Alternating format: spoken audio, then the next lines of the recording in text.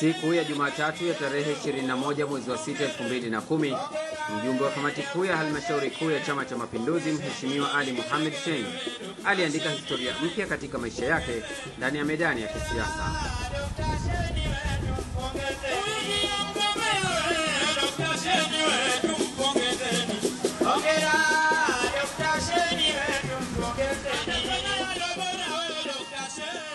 Siku hiyo Dr. Ali Mohamed Shein, ambaye pia ni makamu wa rais wa Jamhuri ya Muungano wa Tanzania, alianza kwa kuchukua fomu ya kukiomba chama chake kumteua kuwa mgombea wa urais wa Zanzibar.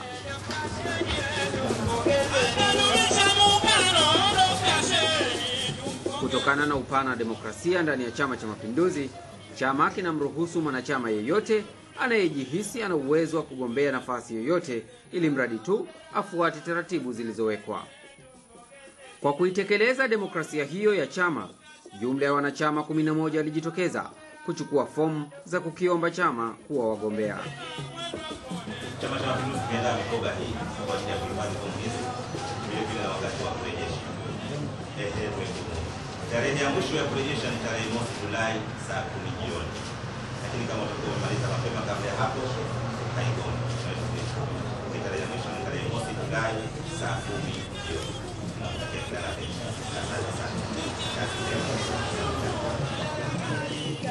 Baadaye Dr. Shein alifanya mazungumzo na waandishi wa habari yaliyofanyika katika ukumbi wa hoteli ya Bowani. Kwanza kabisa napenda kumshukuru Mwenyezi Mungu kwa kutupa afya njema na kutuwezesha kuwepo hapa hivi leo katika ukumbi huu. Vile vile nakushukuru ndugu zangu waandishi wa habari kwa kuitikia mwaliko wangu wa kuja kunisikiliza. Leo ni siku muhimu kwetu wananchi wa Zanzibar, na hasa kwa upande wa chama chetu, Chama cha Mapinduzi. Ndio tumeanza mchakato wa kumpata mgombea wa nafasi ya rais wa Zanzibar na mwenyekiti wa Baraza la Mapinduzi, ambayo itakuwa wazi miezi michache ijayo baada ya rais madarakani kwa sasa Mheshimiwa Aman Abeid Karume kumaliza kipindi chake cha uongozi. Siku 7 zimetumika katika kuorodhesha wadhamini Unguja na Pemba. Hatimaye tarehe 28 Juni 2010, Dr. Ali Mohamed Shein alizirejesha fomu tayari kwa hatua ya pili ya upembuzi ndani ya chama.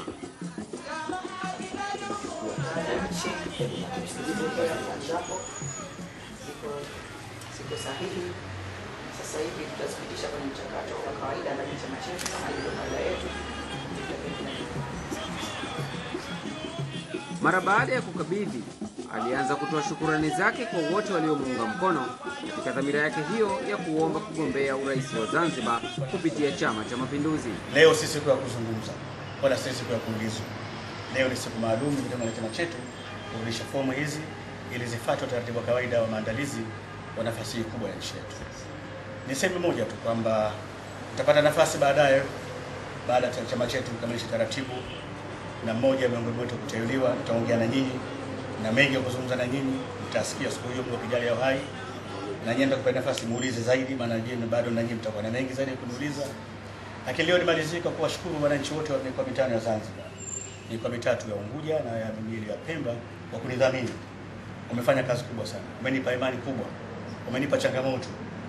Nataka niwashukuru kwa dhati kabisa leo, lakini nataka niwaahidi kwamba baada ya utaratibu kukamilika na uchaguzi kumalizika kule Dodoma tarehe 9, iwe ilivyokuwa, nitakwenda kuwatembelea, kuwashukuru katika maeneo yao wanaoishi katika mikoa yote. Hiyo ni ahadi, kwa sababu wamenipa imani kubwa, na mimi nadhani nadhima kwao kwenda kuwashukuru. Baada ya shukrani za leo naona hazitoshi.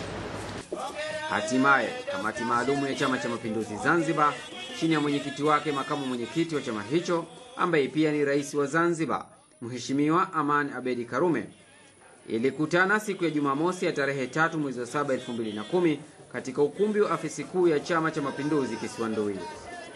Lengo la kikao hiki ni kupembua waombaji kutokana na vigezo vilivyowekwa na Chama cha Mapinduzi, kupata majina ya waombaji wenye sifa zilizozidi kiwango ili kuyapeleka katika kikao cha halmashauri kuu kwa kupigiwa kura. Katika kikao hicho Dr. Ali Mohamed Shein alibahatika kuchaguliwa na kuungana na wenziwe wawili kufanya majina matatu ya wenye sifa zilizozidi kiwango kati ya wanachama 11 walioomba kuteuliwa na chama kugombea nafasi ya urais wa Zanzibar. Siku ya Ijumaa ya Julai 9, 2010, kikao cha halmashauri kuu ya Chama cha Mapinduzi Taifa kilikutana katika ukumbi wa makao makuu ya Chama cha Mapinduzi huko Dodoma chini ya mwenyekiti wake Mheshimiwa Jakaya Mrisho Kikwete. Lengo la kikao hiki ni kupokea ripoti ya kikao cha kamati maalumu Zanzibar kuhusu wagombea urais wa Zanzibar, kupitia na kuchambua sifa na vigezo vilivyowekwa na hatimaye kutoa maamuzi kwa njia ya kura. Shangwe na vifijo vilitawala ukumbini hapo baada ya nyota ya matumaini kuchomoza kwa kumchagua Dr. Ali Mohamed Shein kuwa mgombea wa Chama cha Mapinduzi kwa nafasi ya urais wa Zanzibar.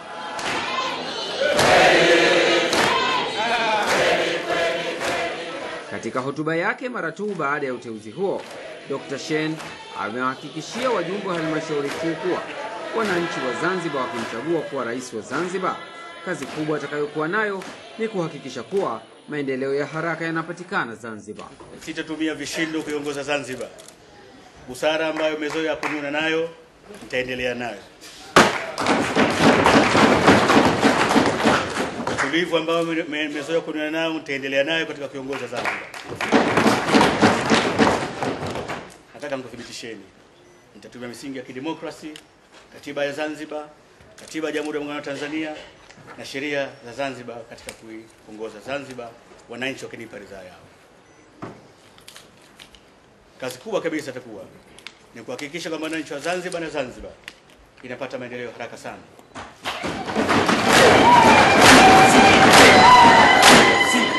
Sasa tayari Dr. Ali Mohamed Shein anapeperusha bendera ya Chama cha Mapinduzi katika kugombea urais wa Zanzibar.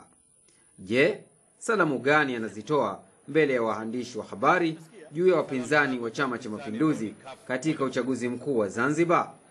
Salamu zangu kwamba tunaingia kwa uchaguzi mkuu, Mungu akipenda, panapo hai na majaliwa.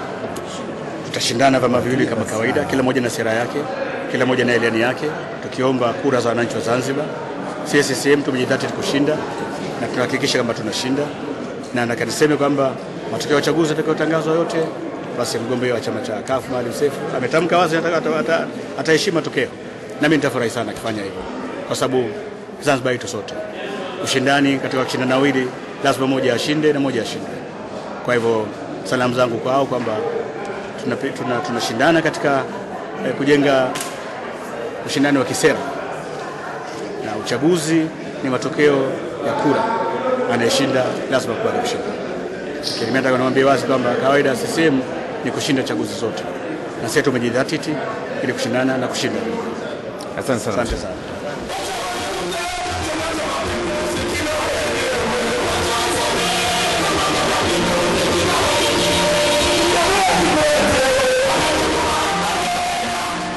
Hatimaye mkutano mkuu wa Chama cha Mapinduzi ulioanza tarehe 10 Julai 2010 katika ukumbi wa Kizota mkoani Dodoma ulipokea rasmi taarifa kutoka kwenye kikao cha halmashauri kuu juu ya uteuzi wa Dr. Shein kuwa mgombea rasmi wa Chama cha Mapinduzi katika ngazi ya urais wa Zanzibar. Ndugu zangu, wazee wangu wa mkutano mkuu, mmenipa mzigo wa chama chetu, mmenitwisha bendera kichwani, mikononi, ili nipeperushe kutafuta ushindi wa CCM kwa Zanzibar. Nitaifanya kazi hiyo kwa umahiri mkubwa, bila kuona aibu, bila kuona haya, nikijua fika kwamba Wazanzibari wote na Watanzania wanasubiri kupitia kwangu kupata ushindi wa kishindo. Nitafanya bila woga, kwa sababu si kawaida yangu kuogopa. Wanaonifahamu wananijua hivyo. Hata ukisema mimi nasikiliza, si aghalabu kujibu. Na wakati mwingine hata kama ujibu nalo naguna tu huwa inatosha. Na matumaini makubwa sana ushindi wa CCM Zanzibar. Nitafanya kazi zangu kwa kutekeleza wajibu wangu kwa mujibu wa katiba ya Zanzibar, sheria za Zanzibar na Katiba ya Jamhuri ya Muungano wa Tanzania.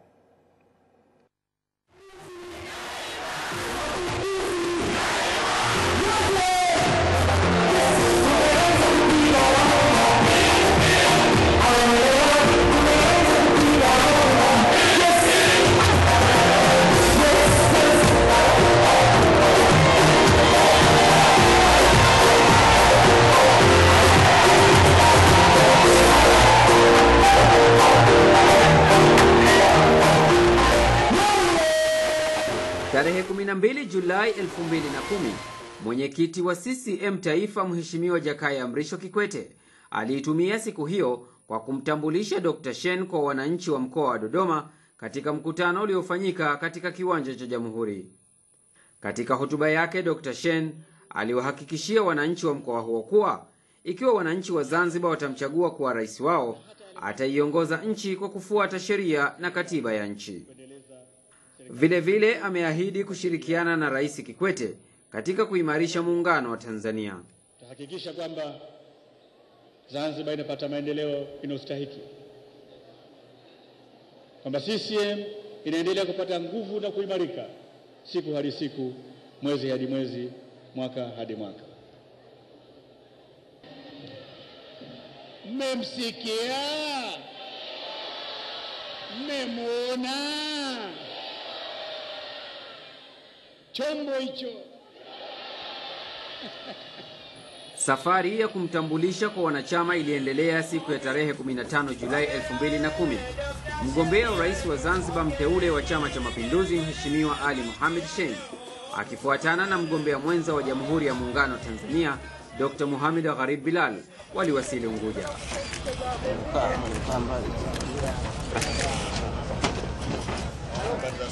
Furaha iliyoje! Umati wa wana CCM uliosheheni barabara zote kutoka bandarini Malindi hadi ofisi kuu ya Chama cha Mapinduzi Kiswandui, ambapo alipata mapumziko kidogo.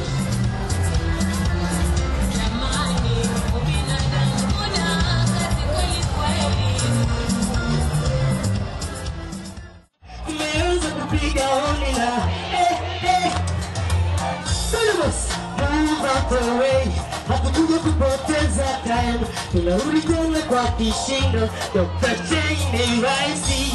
Baadaye msafara uliingia uwanja wa Demokrasia Kibanda Maiti, ambako kazi ya kuwatambulisha ilifanyika ikiongozwa na makamu mwenyekiti wa CCM Zanzibar Dr. Karume.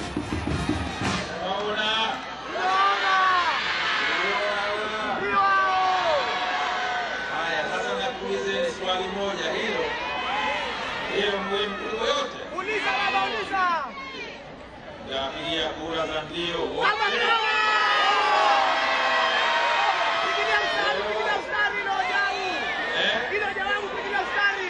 Haya, sawa, nashukuru sana. Hawa ndio huyu mgombea wetu wa kiti cha urais, au hapa ni mgombea mwenza wa kiti cha urais wa Jamhuri ya Muungano wa Tanzania.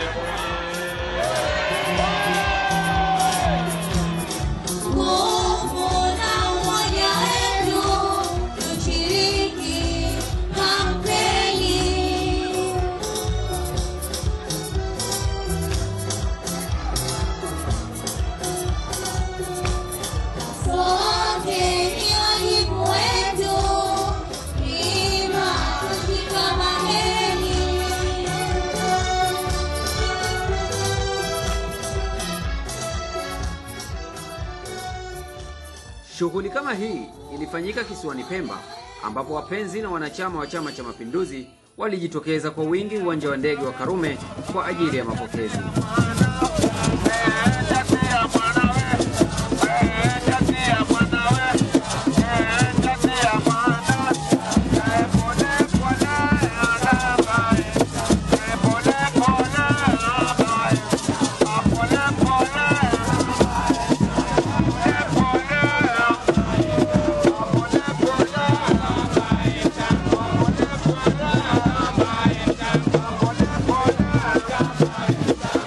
Bye.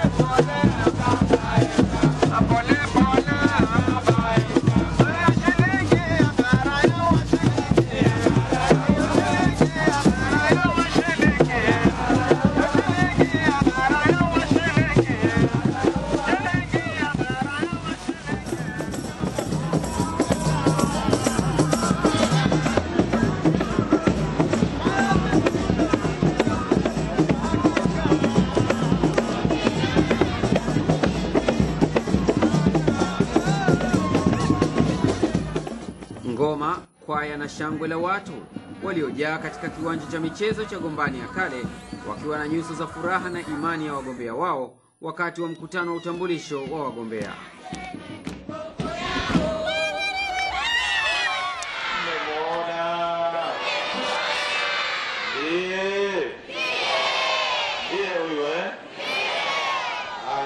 Huyu ndiye Dr. Ali Mohamed Shein.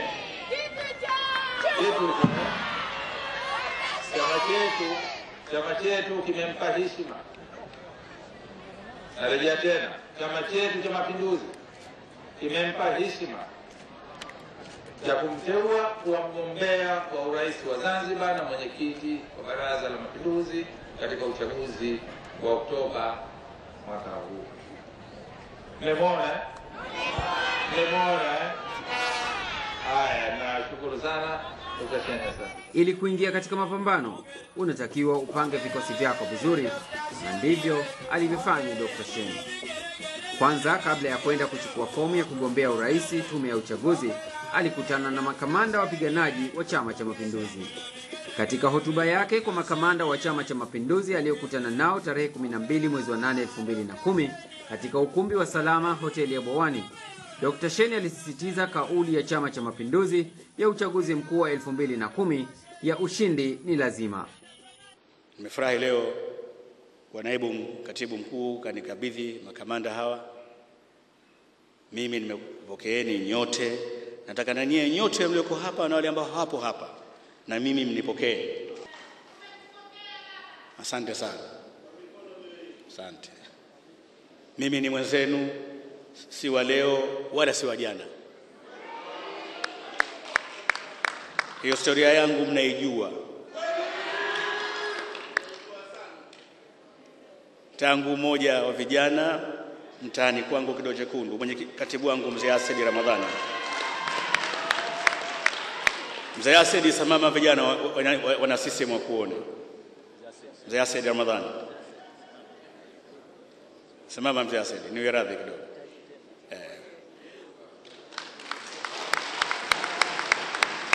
Mzee Asedi Ramadhani ndio alikuwa katibu wa ASP Kidongo, jimbo la tawi la Kidongo Chekundu. Nataka nirudie, Mzee Asedi Ramadhani ndio katibu wa ASP tawi la Kidongo Chekundu. Mimi nafunua macho, naanza Qurani klasi, Mzee Asedi pale katibu. Mimi nimeingia Qurani klasi mwaka 56. Yeye pale katibu na viongozi wenziwe, na wakumbuka maana nilikuwa na akili yangu timamu. Na mimi nikaa pale umoja wa vijana na wenzangu. Baadaye nikapata nafasi kuongoza umoja wa vijana katika shule yetu, wakati ule kitu Lumumba College. Nikawa kiongozi wa youth league pale. Mimi na wenzangu kina Said Bakari Jecha, kina Maidramia na wengi wengine. Mheshimiwa Radha Shabani yuko ile pale. Anakumbuka yote haya. Kwa hivyo mimi ni mwenzenu wa siku nyingi sana. Nimepata heshima ya chama katika nafasi mbalimbali. Na leo nataka niseme tena mbele yenu, nitaifanya kazi ya chama bila ya uoga,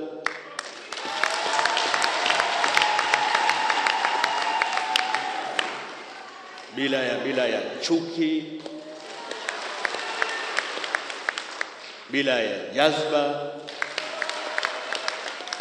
na kumheshimu kila Mzanzibari,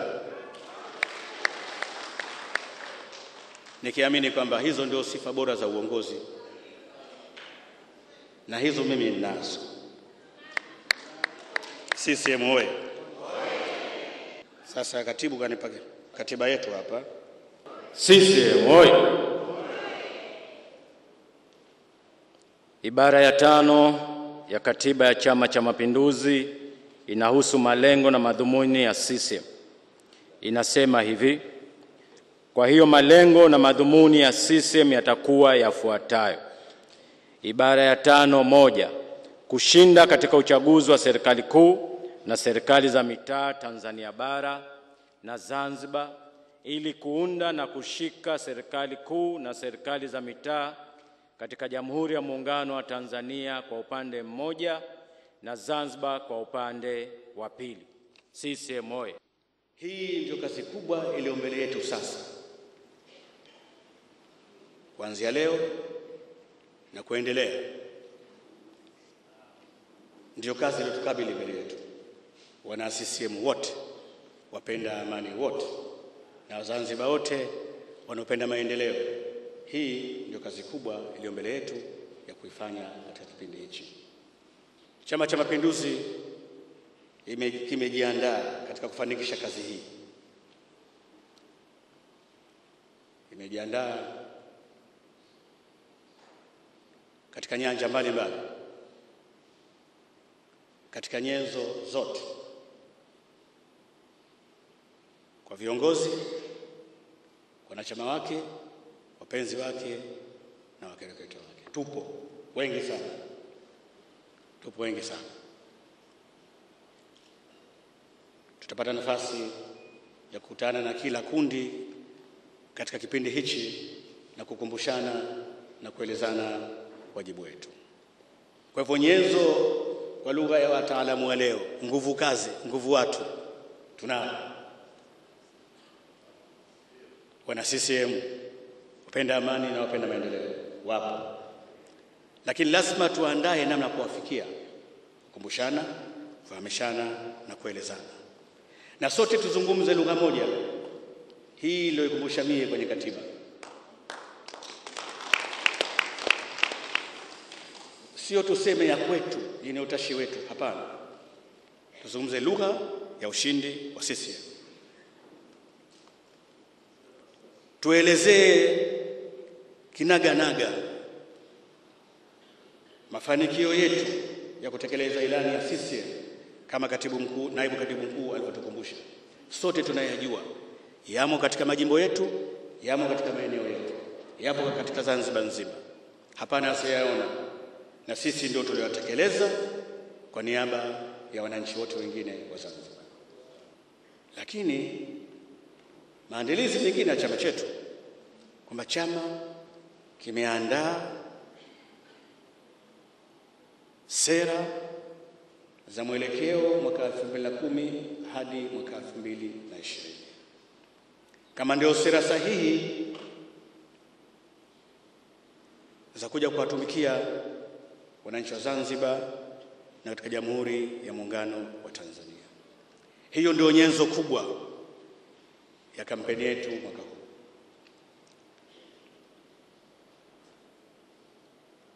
Katika sera hii ndio chama kikaandaa ilani. Sera ni maelekezo ya miaka 10. Katika miaka 10 hii inatayarishwa ilani ya miaka 5. Kwa hivyo ilani yetu ya uchaguzi ya mwaka 2010-2015 ipo tayari. Sisi tuna utamaduni wa kuzindua rasmi ilani hizi. Mwenyekiti wetu wa taifa Mheshimiwa Jakaya Mrisho Kikwete alieleza ilani na sera na ikawasilisha rasmi na mzee wetu mzee Kingunge Ngomale Mwiru kwenye mkutano mkuu. Mipango na chama inafanywa kuzindua ilani yetu rasmi, tayari kwa kazi. Utafanyika uzinduzi Dar es Salaam, naamini utafanyika uzinduzi Zanzibar. Ndivyo naibu tutaandaa kule naandaliwa uzinduzi, lakini na huku Zanzibar tutaandaa utaratibu wakati ukifika mwezi wa 9 namna kuzindua ilani yetu wa Zanzibar. Chama kitaandaa na yote tutajua. Ilani hii mtaiona rasmi, sera hii mtaiona rasmi. Najua wengine mnaifahamu tayari, hasa wajumbe wa NEC na kamati kuu, lakini wananchi wote tupata nafasi kuiona, maana si siri, ndio hatima ya maendeleo yao vitabu hivi viwili. Ilani ndiyo tutainadi hii kwa wananchi, kutoka ni mkataba wetu sisi na wananchi, nini tutawatekelezea katika kipindi cha miaka 5 ijayo. Hivyo ndivyo chama kilivyojiandaa kwenda kwenye kampeni rasmi, kuwataka Wazanzibari wote wasikilize ilani ya CCM, watupime sisi wana CCM kwa ilani yetu, na waendelee kuichagua CCM. Ndio tumaini la wengi katika nchi yetu. CCM oye! Sasa sisi wenyewe lazima tuwe imara. Lazima tuwe imara katika kuja ilani yetu. Na katika ilani yetu mambo mawili makubwa yameandaliwa. Yale mafanikio ya ilani ya mwaka 2005 2010, lakini imeanza nyuma 2000 hadi 2010, miaka yote 10 ile ya awamu ya 6 ya serikali ya Mapinduzi Zanzibar yameelezwa kwenye ilani ile. Maana tutaeleza mafanikio halafu tutaeleza hayo matarajio ya chama chetu. Chama kimejiandaa na sisi lazima tujiandae. Tunasema nyenzo za chama katika ushindi ziko wazi kabisa. Chama cha Mapinduzi kina heshima kubwa katika nchi hii. Heshima chama chetu ipo ndani ya nafsi za watu wa Zanzibar, kwa historia yetu, kwa utekelezaji wetu na namna tunavyowatumikia watu wetu. Sifa hizi si kila chama zinazo, na zinatofautiana baina ya chama na chama. Lazima tutumie uzoefu wetu katika kuambia wananchi wa Zanzibar ukweli wa chama chetu, nia ya viongozi wetu na chama chetu, na mustakbali wa Zanzibar.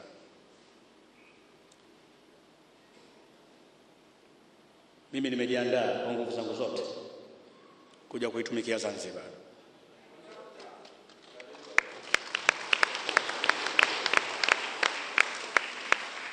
Bila ubaguzi, bila ya chuki, na kumpa kila mmoja wetu heshima yake anostahili.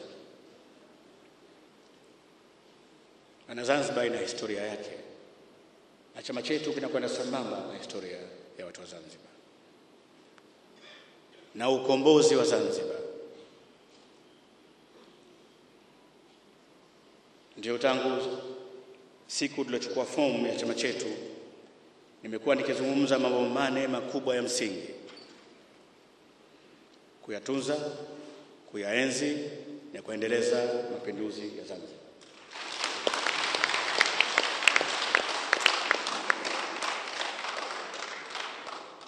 Kutunza, kuenzi na kuendeleza muungano wa Tanzania.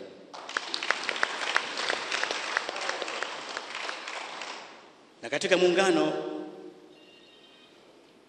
mimi mmenipa heshima kubwa kunituma kwenda kufanya kazi katika Jamhuri ya Muungano wa Tanzania.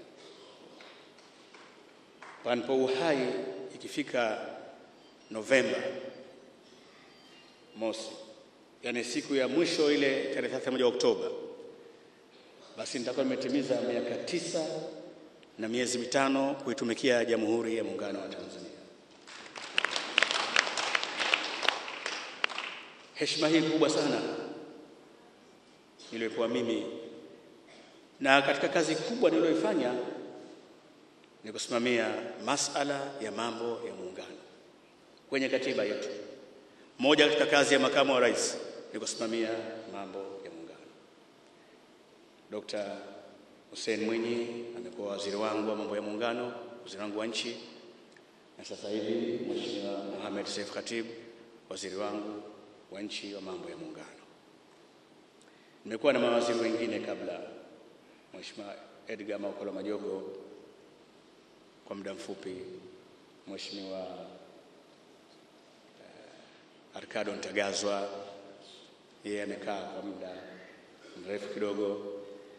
Nachotaka kusema, hamkuona hitilafu yoyote ya kiutendaji wa mashirikiano baina ya serikali mbili, lakini maslahi ya watu wa Tanzania katika kipindi hichi, ukiacha yale mambo tuliorodhesha kama kero za muungano ambazo serikali mbili tunazishughulikia.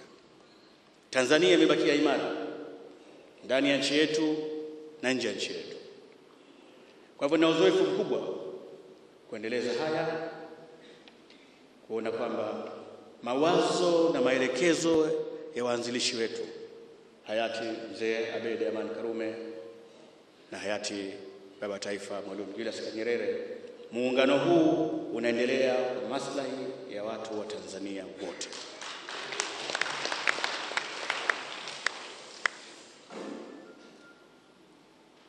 Jambo la tatu nalosisitiza wakati wote ni watu wa Zanzibar kuendelea kuishi kwa amani, kwa utulivu, kwa mshikamano, kwa kupendana, maana sote sisi ndugu. Historia ya mwanadamu kubwa sana, na kama mtu bahati mbaya haijui historia yake mwenyewe, basi asibughudhi wenziwe, asitukane wenziwe, asikajeli wenziwe.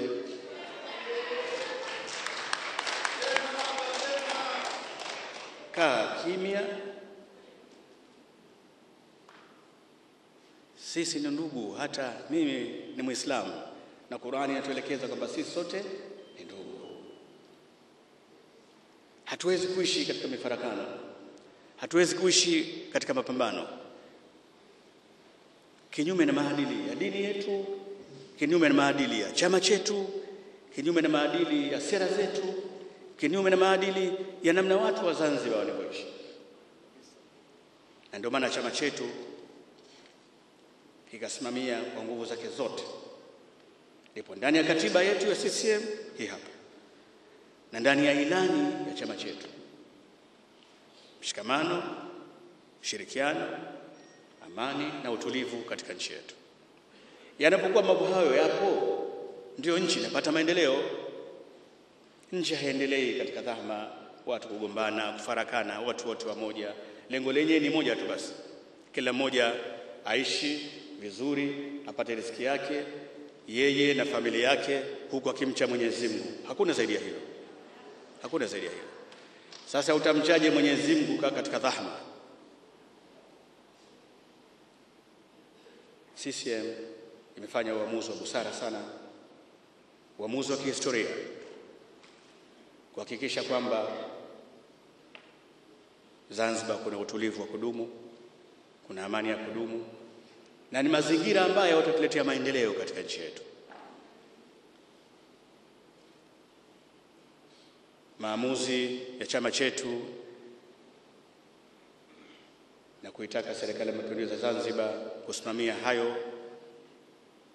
Juzi wajumbe wa Baraza la Wawakilishi wetu wakapitisha mabadiliko ya katiba ya Zanzibar katika swala zima la kuhakikisha kwamba kutakuwa na utulivu, amani ya kudumu, kwa kuwa na serikali ile moja ya kitaifa. Si jambo la mchezo. Mimi nimepata bahati kutembelea nchi nyingi sana duniani, na Zanzibar inasemwa uzuri sana duniani. Zanzibar inajulikana ulimwengu mzima tangu karne ya 8 hapa watu wakija Zanzibar. Mimi nimesoma sana historia ya Zanzibar, na nimesoma vizuri. Kuna kitabu cha Mngereza mmoja, yeye aliwahi kuwa DC hapa Zanzibar mwaka 1932, akaandika kitabu cha historia, watu na utamaduni wa Zanzibar. Huyu bwana wa kizungu Mngereza anaitwa Ingram. Kitabu kikubwa, kina peji karibu 400 na kidogo. Kila ninapokisoma mimi nakianza upya kwa jinsi alivyoandika vizuri historia ya watu wa Zanzibar. Pengine kaweka mawazo yake ndio uandishi, lakini zile kumbukumbu na yale matukio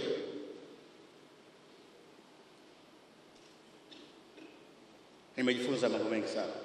Nimesoma vitabu vingine vya historia vya watu wengine, lakini nimeona maisha ya Zanzibar mimi mwenyewe katika umri wangu tangu mdogo mpaka sasa mtu mzima.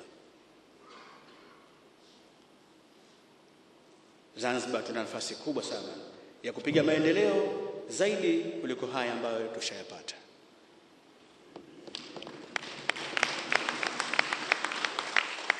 Mzee wetu marehemu Mzee Abedi Amani Karume ametandika misingi ya maendeleo ya Zanzibar. Nataka nirudie, mzee wetu marehemu Mzee Abedi Amani Karume ameweka misingi ya maendeleo ya Zanzibar kwa kuikomboa Zanzibar. Utawala wa nchi hii ushikwe na wana Zanzibar wenyewe.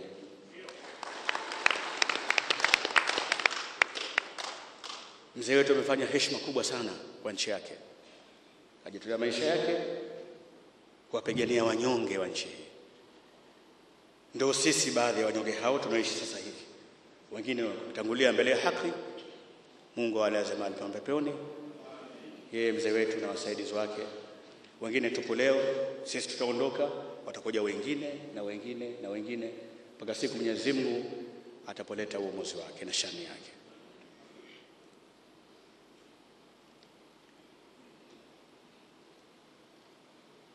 Aliweka serikali ya mwanzo ya watu wote wa Zanzibar, hakubagua mtu. Wapo wazee wameyaona haya, wanayajua.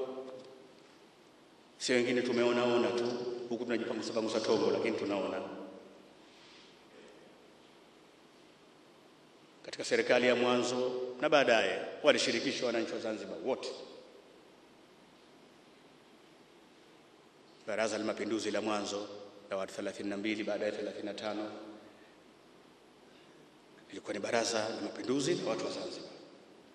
Walitumikia Zanzibar, ikaendelea hivyo wakati wote. Ndio nia ya mzee wetu marehemu Mzee Abeid Amani Karume, kwamba tujitawale wenyewe, tuendeshe nchi yetu wenyewe, sio tuendeshwe na wakoloni. Hapana. Na hili ndio muhimu.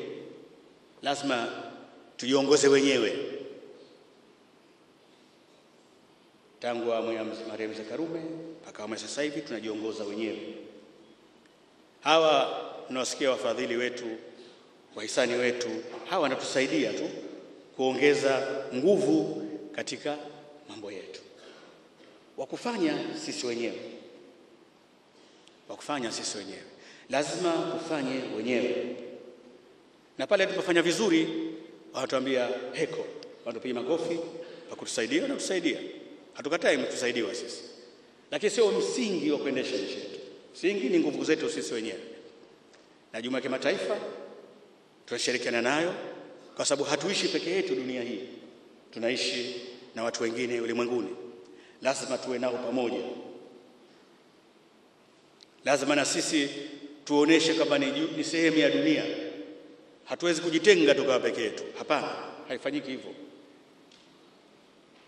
Ndio mtasikia kuna Baraza la Umoja wa Mataifa, sisi ni wajumbe wa Umoja wa Mataifa Tanzania. Kuna Umoja wa Afrika, sisi wajumbe wa Umoja wa Afrika. Kuna Umoja wa Nchi za Kusini mwa Afrika SADC, sisi wajumbe wa umoja huo. Kuna Jumuiya ya Afrika Mashariki, sisi wajumbe wa umoja huo. Kuna Jamhuri ya Muungano wa Tanzania, sisi ni sehemu ya Jamhuri ya Muungano wa Tanzania. Tuko pamoja na wenzetu dunia nzima. Hatuwezi kujitenga hata siku moja. Kubwa nataka kusisitiza hapa. Na sisi lazima tukubali kufanya kazi wenyewe kwa nguvu zetu zote. Ili tunaposaidiwa basi tusaidike vizuri. Nguvu za kufanya kazi tunao, uwezo tunao. Na sababu kadhalika tunazo, maana tunajenga nchi yetu. Wataalam wa mipango kina Mheshimiwa Shamuna na wengine wanatuambia dunia sasa kijiji. Dunia nzima ipo mkononi kwako kwenye mitandao. Unaweza kuamka asubuhi Zanzibar, ukala chakula cha mchana London, ukala chakula cha jioni Marekani. Ndio dunia leo. Dunia inakwenda na wakati. Na sisi lazima twende na wakati. Na sio na sisi lazima twende na wakati. Kila zama na watu wake. Na Mwenyezi Mungu kaumba dunia hii, kila mtume na kitabu chake. Zaburi ya Saidina Daud, Taurat ya Saidina Musa, Injili ya Saidina Isa alayhi salam, Furqan ya Saidina Muhammad sallallahu alaihi wasallam. Vitabu vyote vinne vya Mwenyezi Mungu vinazungumzia dini moja katika ujumla wake. Kwa hivyo kila zama na mtume wake, kila zama na watu wake, na kila zama na viongozi wake. Sisi Zanzibar tuna awamu ya 6. Ndio zama zenyewe hizo. Na viongozi wake awamu ya 6. lakini viongozi wa CCM ndio wanaongoza serikali hiyo. Inshallah Mwenyezi Mungu akijalia tutaendeleza kuongoza na awamu ya 7.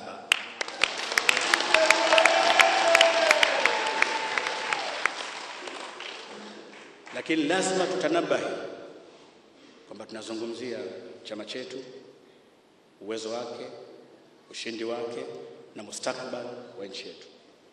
Hakuna mbadala kwa wana CCM, wakereketwa wetu na wapenzi wa chama chetu na wapenzi wa nchi hii na wapenzi wa amani. Hilo ni jambo la lazima. Ndio maana chama chetu kikasema katika mtazamo huo wa kuwa na sera sahihi, mwelekeo sahihi, ilani sahihi. Na sera hizi na ilani hii imetokana na nini? Kwa Zanzibar, nataka kukumbusheni ndugu zangu na wazee wangu, msisahau, imetokana na mpango mkubwa wa Zanzibar wa dira yake ya mwaka 2020, Vision 2020. Yani ikifika mwaka 2020 Zanzibar iwe ni jamii ya watu wenye kipato cha kati. Na ndio maana tunakwenda mbio hivi kukuza uchumi wetu na uwezo wa nchi yetu. Sasa kama sijasahau, uchumi wetu unakuwa wa Zanzibar kwa 5.7 au 6, kitu kama hivi. 5.6. So sana ni 6.7. Bara kule tupo kwa 7. Lakini lengo letu tuende mbele hadi tufike 8, iwezekana 10. Tukifika hapo ndio tunakuwa na uchumi wa kati. Kila mmoja wetu ana uwezo wa kuishi vizuri katika mambo ya msingi. Awamu ya kwanza ya nchi yetu ya Mariam Zakarume mpaka awamu ya 6 imeweka misingi, narudia tena, ya kufika hapo. Tena Zanzibar ni mafanikio makubwa, uchumi kufika 6.7. Uchumi wa nchi nyingine haukui zaidi ya 1-2. Jana kwa kiangalia taarifa za Japan, uchumi wao umekuwa mwaka huu kwa 1.25. Sisi 6.7. Muone namna gani uchumi unakuwa. Uingereza umekuwa kwa 2% na kidogo. Juzi nilikuwa pale London. Kwa hivyo nchi nyingine, Urusi haufiki 3% kidogo kidogo unakwenda. Sisi tunakwenda kwa kasi sana. Na kwa sababu tuna matatizo makubwa ya kijamii ya kupambana na maskini, mambo mengine. Si kila mtu anaona hiyo. Mwingine nyie mmesema mtaleta uchumi huru na ni maisha bora kwa kila Mtanzania. Yako wapi? Mbona mie tangu juzi sijakipata chajio vizuri? Kweli. Lakini sasa nasema kwa jumla katika vipimo vya nchi yetu kimataifa. Na mimi nilikuwa nikiwaambia kule bara kabla kutana hadhara, tuliposema kwamba tutaleta maisha bora kwa kila Mtanzania, hatukukusudia kwamba CCM katika kipindi cha miaka 5 iliyopita itawajaza watu mapesa mfukoni. Hatukuahidi hivyo sisi. Tumeahidi kuimarisha miundombinu ya maisha.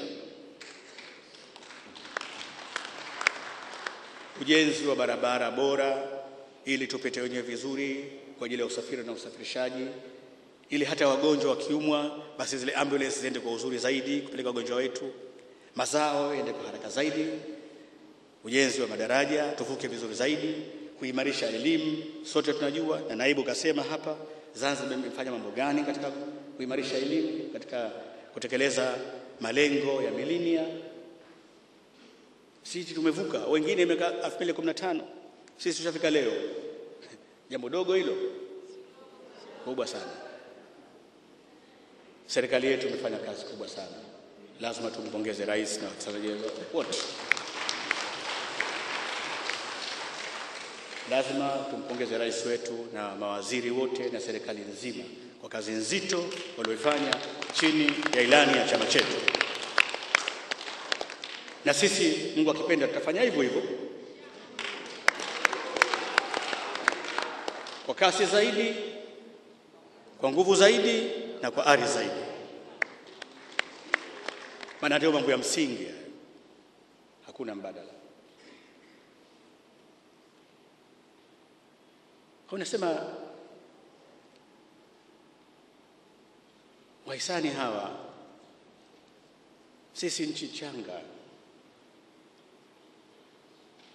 hatuna uwezo mkubwa sana wa nyenzo nyingi za kiuchumi, lakini lazima tunalifanya tulifanye kwa uzuri zaidi, tufanye kwa kuaminiana, huku tukutanabahi kwamba tunafanyia watu wetu, tunafanyia Wazanzibari wote, hatujifanyii wenyewe. Mimi nataka nikwambie ni wazi kabisa, niseme leo, Mungu akitujalia tukashinda, na tutashinda Mungu akipenda, sitokuwa pamoja hata siku moja na mtu anayetumikia serikali hii kwa mapenzi yake binafsi.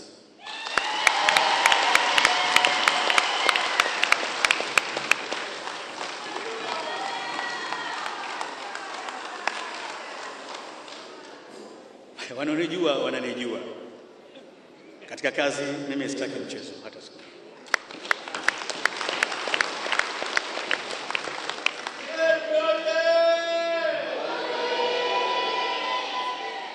Sitaki, huwa sipendi kusema sana, lakini napenda kutenda sana.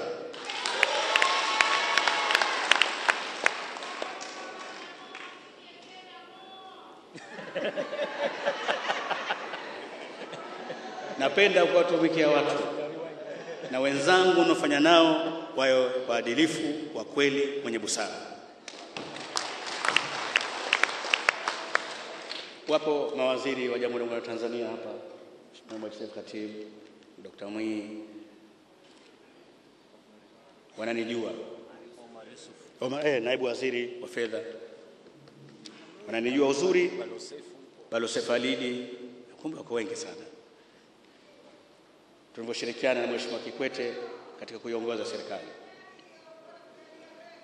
Wengine walidhania ukikaa kimya basi ndio mambo regerege, na wajaribu watazame.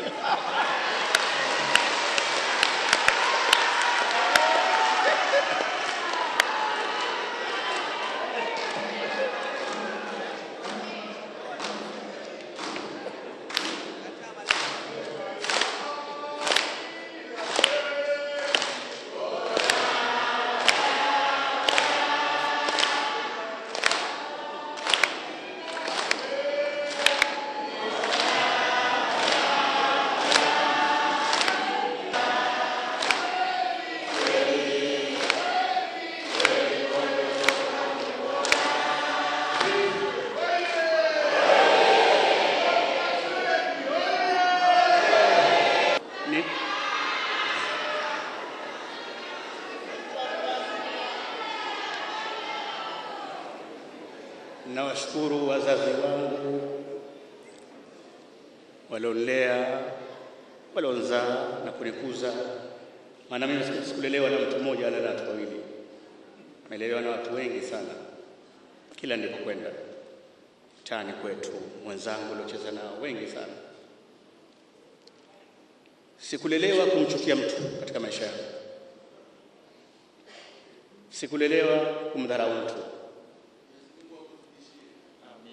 Na mpaka leo hakuna mtu atakayesimama katika ukumbi kama huu na hadhara kubwa zaidi akasema nimemchukia, nimemtukana, nimemkejeli au nimemdharau. Na hata pale mazungumzo yanapokuwa mazito, mimi hunyamaza na huguna basi.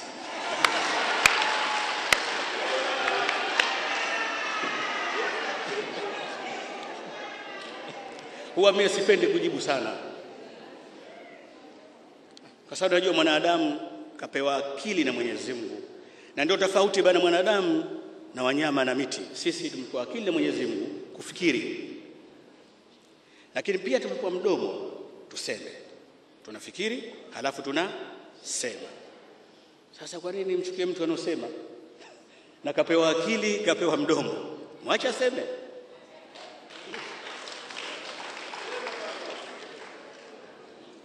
Yeye mwenyewe atapima anayosema ya kweli au ya uongo. Lakini si mara zote na nyamaza. Wakati mwingine na mimi nasema kwa nguvu sana. Nataka kusema hapa kwamba mimi nitapeperusha bendera ya chama changu kwenye kampeni yetu.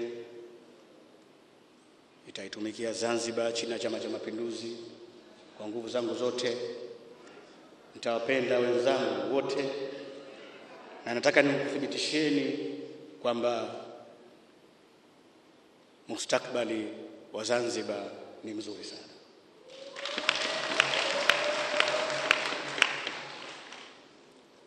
Tukifanya kazi kwa nguvu, tutapata maendeleo haraka sana chini ya uongozi wa ilani ya Chama cha Mapinduzi. Maana ilani mwaka huu ina mambo makubwa, tutaje kuyasikia baadaye. Watu wana matumaini makubwa na CCM. Mimi sifurahi hata kidogo nikisikia wana CCM, wananchi wa Zanzibar, wa maeneo mbalimbali wa nchi hii wanalala na wasiwasi majumbani kwao. Mara bomu la petroli la chupa, mara mawe yanarushwa, mara kuna hichi, mara kuna kile. Hatuwezi kuishi katika nchi yetu wenyewe namna hiyo. Hatuwezi kuishi. Majambazi wanafanya yao, majangili wanafanya yao, sisi wengine tunafanya yetu. Hapana. Nchi hii tutaiongoza kwa katiba na utawala bora.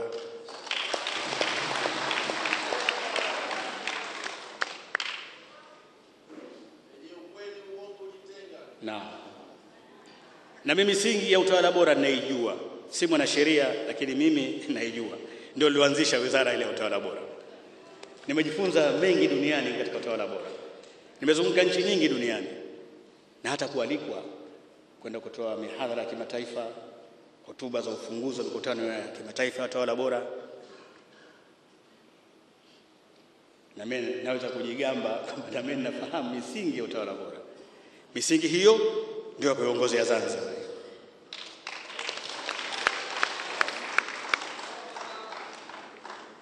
Zanzibar yetu ni matumaini ya kila mmoja wetu. Kipato cha halali yake, ale yeye na wanawe na wazee wake na majirani zake. Na ndivyo dini ilivyotufundisha, usiwe vya kubakabaka tukachukua. CCM oyee! CCM oyee! Ndugu wanachama wenzangu, waheshimiwa viongozi nyote mlioko hapa, nataka nimalize kwa kuyakumbusha mambo ya msingi niliyozungumza juu ya maandalizi ya kampeni zetu kwa ajili ya ushindi wa chama chetu, juu ya kuelimisha wenzetu ambao hawakufika hapa juu ya mustakabali wa chama chetu na uongozi wa nchi hii. Lazima tuzingatie kwamba kwa kupitia Chama cha Mapinduzi Zanzibar itapata maendeleo kama malengo ya mapinduzi yalivyo.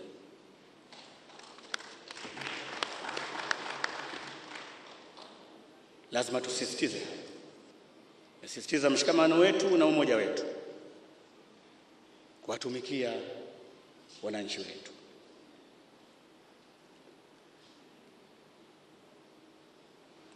Na nilisema pale mwanzo kwamba tulikuwa na kura 3 za maoni.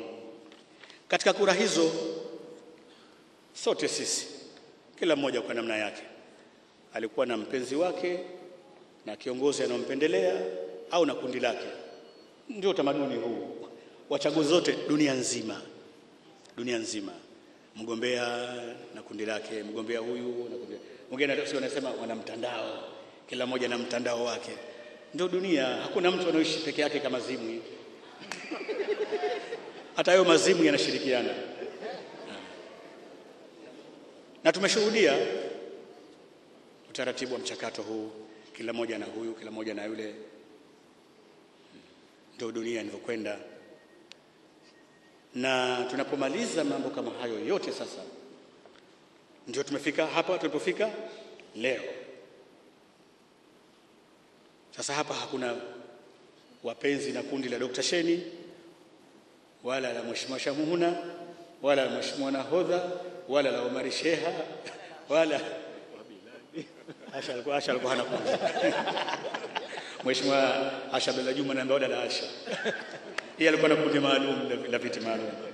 Kwa hivyo kila mmoja wetu alikuwa na watu ambao alihisi awe nao katika swala zima la demokrasia. Na hii inakubalika katika utaratibu huu wa demokrasia. Si wote watakuunga mkono. Wengine wasema mimi sikuungi mkono, ndio wewe unaongwa tena. Hapana. Kwa hivyo chaguzi zimekwisha zote. Ule ugombea wa rais tumemaliza na mimi ndio mgombea wenu na mmenipokea. Asante.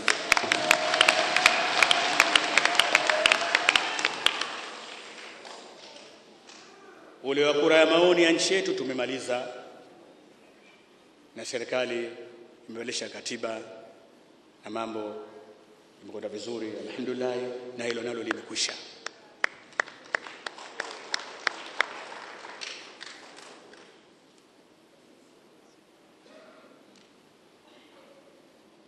Na wawakilishi na wabunge wote na madiwani wa viti maalum na wa majimbo nalo limekwisha.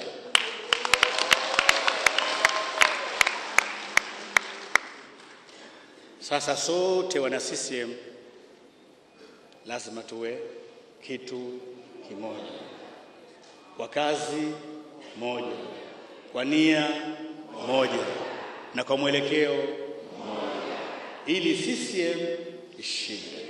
Maana mwaka huu wa uchaguzi kwa CCM ushindi ni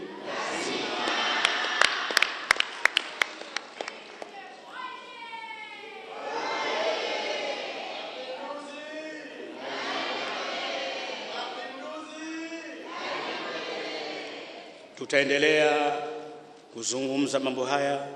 Tumeanza leo, tutaendelea kuelimishana juu ya mambo haya ya chama chetu na nchi yetu.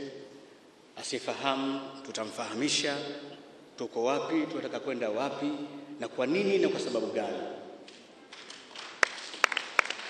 ili sote tuelewe na sote tuende pamoja, ili chama chetu kiendelee kuongoza na kutawala nchi. CCM oyee! CCM oyee! Sasa sina haja ya kuwasema yote, mengine na yasaza kwa kesho.